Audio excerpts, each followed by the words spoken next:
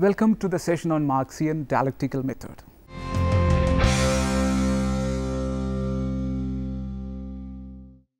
Karl Marx studied at the University of Berlin, where he was involved with the young Hegelian movement.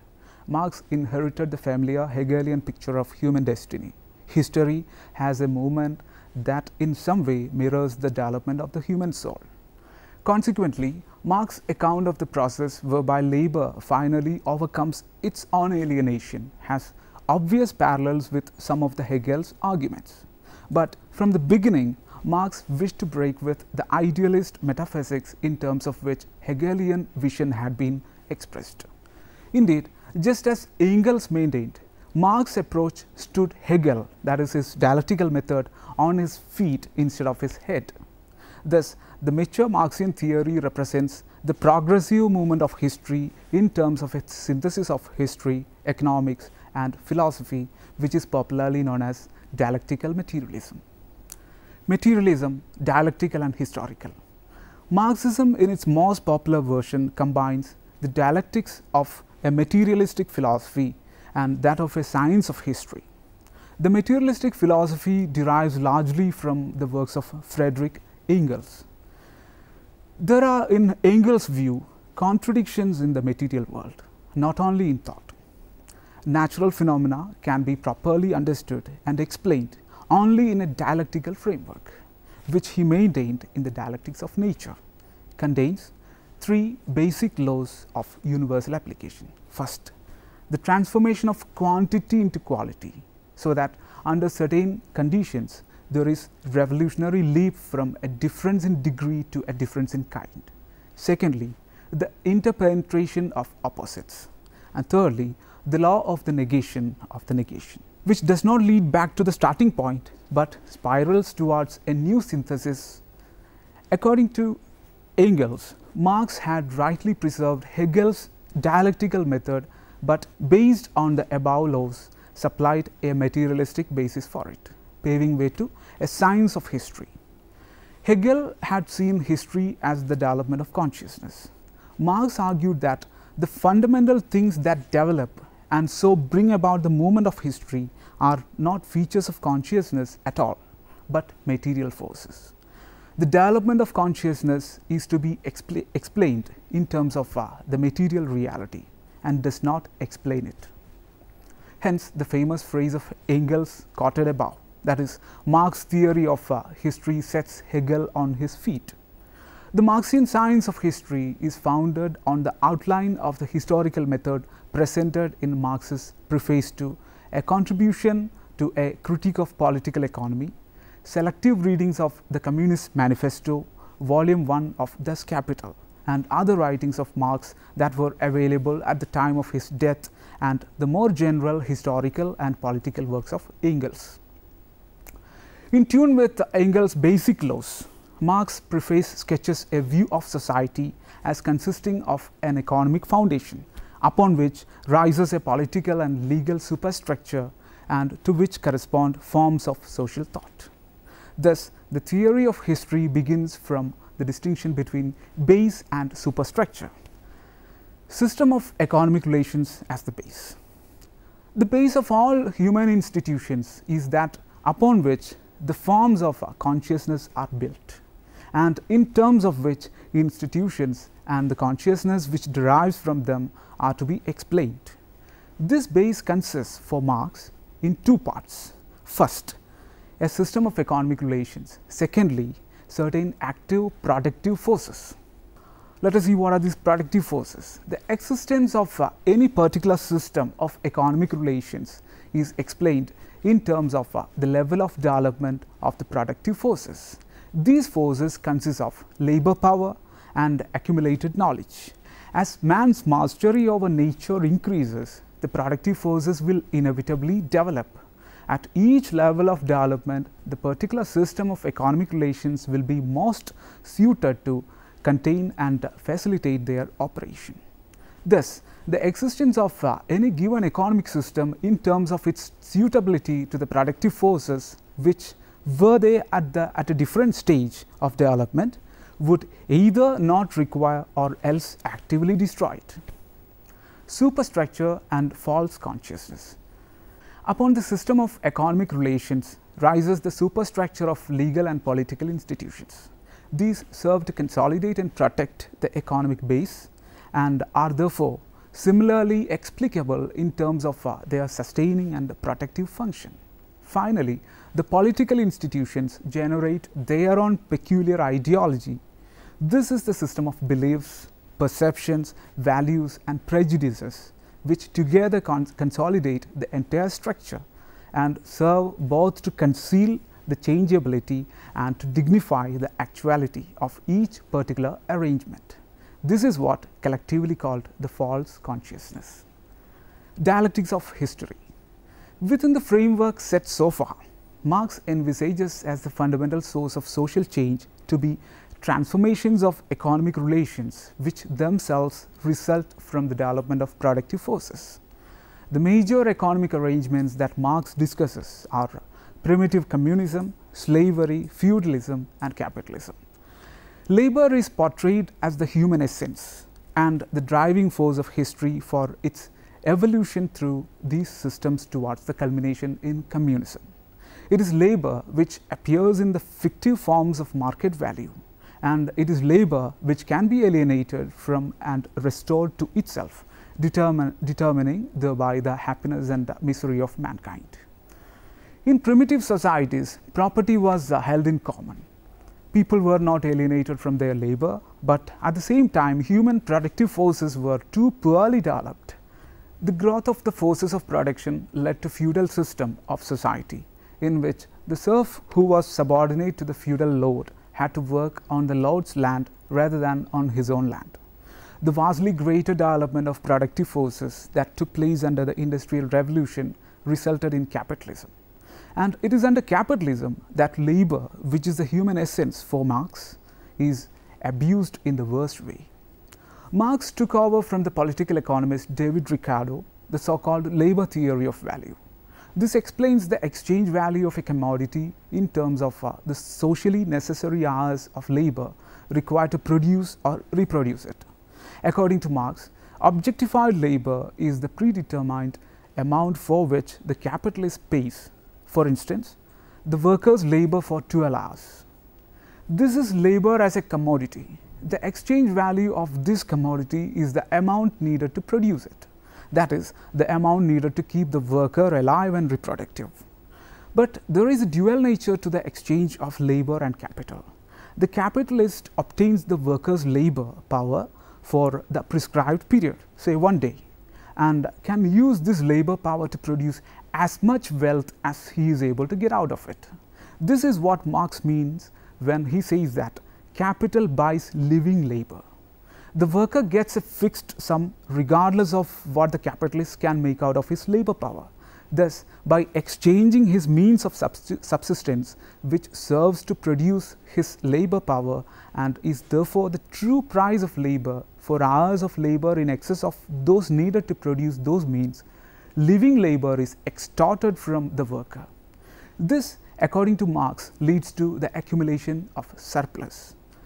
Marx thus portrays a theory of exploitation. He postulates that the production of surplus value must necessarily proceed through the extraction of hours of unpaid labor. Hence, capitalistic relations are necessarily exploitative. Thus, Marx's critique of capitalism comes to rest on an ingenious and scientifically phrased theory of exploitation. This theory only tangentially makes contact with observations as to how the state of man under capitalism is experienced. But it makes explicit how the resultant false consciousness is worst among all the vicissitudes it has seen over the course of history. In the capitalist society, false consciousness may not be a form of unhappiness, but its evil lies in the fact that it inevitably endorses exploitation through its inability to perceive the exploitation that is there. The forced labor of the serf for the feudal lord still exists as the forced labor of the worker for the capitalist. The difference is that under feudalism, the nature and extent of the forced labor is apparent, whereas under capitalism, the nature and extent of the coercion is disguised. Workers appear to be free laborers, voluntarily making agreements with the capitalists. In fact, the position of workers as a class in relation to the capitalists as a class means that they are not free. They must take the terms that the capitalists offer them or starve, and capitalists will only employ them under terms which allow surplus value to be extracted from their labor. This is not because capitalists are cruel or greedy, though some may be, but because of the economic laws inherent in capitalist production, which through free competition coerce individual capitalists as much as individual workers. Though equally coerced, capitalists suffer less from this coercion than workers. Now, labor, which is portrayed as the substance of exploitation in the capitalist economy, is for Marx also the driving force of history. Therefore, this system cannot continue as such forever. It should pave way to negation of the negation. The state, together with all its apparatus and the false consciousness which surrounds it, will finally wither away. This state of communism is inevitable simply because productive forces are bound to develop beyond the point where capitalism could contain them. Having developed to that point, the fetter of capitalism will be broken asunder, and communism, which is the only economic arrangement suitable to the enormous levels of development which will by then have been achieved, must necessarily come in place of it. Towards the end of first volume of Capital, Marx sketches how the laws of capitalism will bring about the destruction of capitalism. On the one hand, competition between capitalists will lead to an ever diminishing number of monopoly capitalists. On the other hand, the misery, oppression, slavery, degradation and exploitation of the working class grows. But working class is, because of the nature of capitalist production, more numerous and better organized. Eventually, they will unleash their power. The ensuing revolution will overthrow capitalism, but that will not mean a return to private property in the old sense, but to property based on the gains made under capitalism. That is, on cooperation and common possession of land and the means of production. Capitalism will make this transition relatively easy, since it has already expropriated all private property into its own hands. All that is now necessary is for the masses of the people expropriate these few expropriators. This transition, however, will be impossible without a violent revolution, such as had supposedly attended the transition from feudalism to bourgeois mercantilism in 18th century France. Communism. The dialectical movement of history culminates in communism. With the establishment of communism, according to Marx, the riddle of history is solved. Under communism, men will live in a state of unmediated fellowship, on equal terms, neither exploited nor exploiting, in a world where each gives according to his ability and each takes according to his need. The split between particular interests of the individual and the common interests of the society will disappear, and with it will disappear the state. For state develops as an independent entity to resolve such conflicts. In a communist society, the reconciliation of particular interests of the individual and the common interest of the society is bound to be achieved systematically for various reasons. First of all, in a communist society, there will be no private property. Everything will be owned by the commune as a whole.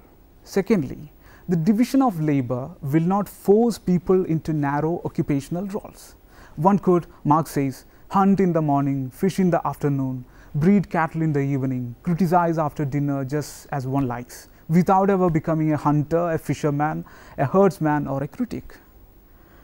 But the most important aspect is that of a radical transformation of human nature that happens under communism. It consists in the vanishing of false consciousness of any sort. A communist society differs from all previous societies in that there will be no false consciousness. False consciousness involves failing to see things as they really are. It comes about because a society's superstructure can conceal the real basis of the society as the legal freedom of the worker to sell his labor to whomsoever he likes, on whatever terms he likes, conceals the fact that he is really no more able to avoid exploitation by capitalists than the feudal serf is free to avoid working on the land of his lord. Class morality adds an extra layer of false consciousness, leading the worker to believe that capitalist has a moral right to the proceeds of his investment. With communist production, there will be no exploitation to be concealed. Everything will be really as it appears to be. Moral illusions will crumble along with the religious illusions. The new human morality will not cloak sectional interests in a universal guise. It will genuinely serve the interests of all human beings. Now, with the reconciliation of interests and establishment of such ideal conditions for production, communism allows the forces of production to develop to their fullest possible extent. Production will be cooperatively planned for the benefit of all and not wasted in socially fruitless competition between individual capitalists for their own private ends. There will be no crisis of overproduction as there are in unplanned economies. Mechanization and automation will continue to develop as they had developed under capitalism, though without their degrading effect on the workers. No longer will surplus value be extracted from the workers to line the pockets of the capitalists. The working class will receive the full use value of its labor, subject only to a deduction for future social investment. People will control their economy instead of being controlled by it. Let us summarize. Preserving Hegel's dialectical method, supplying a materialistic basis for it, Marx formulates a science of history. Hegel had seen history as the development of consciousness.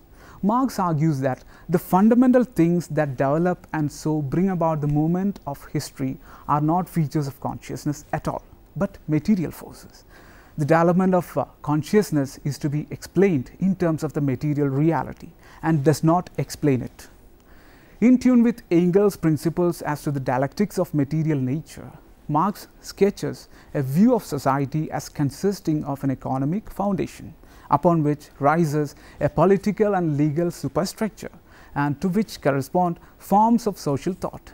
The existence of any particular system of economic relations is explained in terms of the level of development of the productive forces. Within this framework, Marx envisages as the fundamental source of social change to be transformations of economic relations which themselves result from the development of productive forces. Some assignments. Do you think that communism is a historical necessity as Marx envisages? If yes, justify your answer. If no, what other social arrangements do you propose to be ideal and why? Another, do you assess the Marxian prediction of withering away of state in a communist social order to be realistic? And one more, has Marx been wrong in his expectations as to the change in human nature that an egalitarian social order would bring about? Elucidate with reference to the contemporary social reality. Some references now. Philosophy and Myth in Karl Marx by Robert Tucker, published in 1961 by Cambridge University Press. Another, Karl Marx Selected Writings, edited by David McClellan, published in 1977 by Oxford University Press. And one more, Marx and Engels, Basic Writings on Politics and Philosophy, edited by Lewis Feurer, published in 1959, Doubleday, Anchor, New York. With that, we come to the end of this session. We'll meet again with another session on another topic. Till then, goodbye.